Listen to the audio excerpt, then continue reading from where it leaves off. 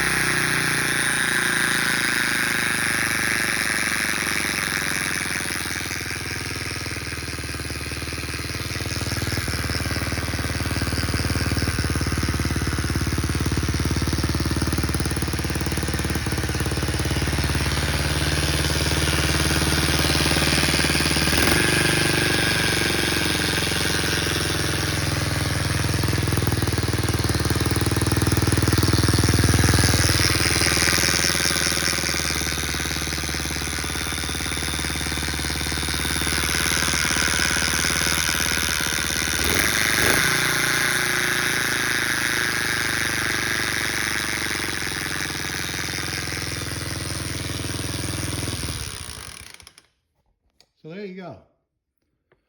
I'm just turning off the fuel.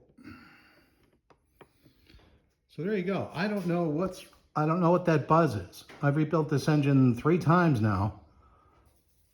I've adjusted the clutch. I have spark, obviously it runs, but I have no idea what it is. Any ideas?